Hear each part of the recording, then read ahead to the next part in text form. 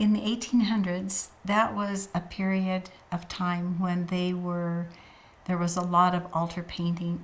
There were a lot of altar paintings being finished for the Lutheran churches. But Bloch was the most sought after of all the altar painters. He was everyone's favorite, and so he was able to complete 8 altar paintings in Denmark and Sweden.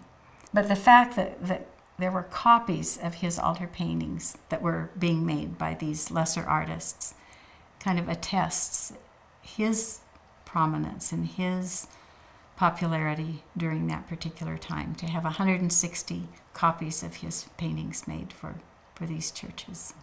Even though Bloch was so highly acclaimed during his lifetime, at the end of his life,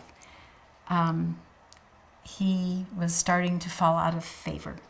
And following his death, the critics were just merciless in disparaging his work, and they thought it was too sentimental, or they thought it didn't have a distinct style, or they had all kinds of criticisms about his painting as people were embracing modernism. The Danish people were surprised that we were so interested in him that we would actually have an exhibition devoted to Carl Bloch and his work. They just didn't see his relevance or his significance. It was about 60 years after Bloch died that the church became aware of the 23 paintings on the life of Christ that were in the Frederiksborg Castle. And in 1955, Doyle Green, who was the managing editor of the Improvement Era, became aware of them, and he used them for illustrations in that publication. Bloch felt that his religious paintings were the greatest contribution that he made.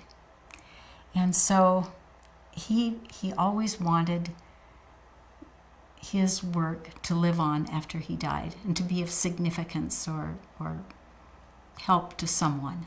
I've always felt that Bloch's prayers are now answered, that his works are so significant to at least 14 million members of the church. He must be thrilled beyond words. I mean, beyond his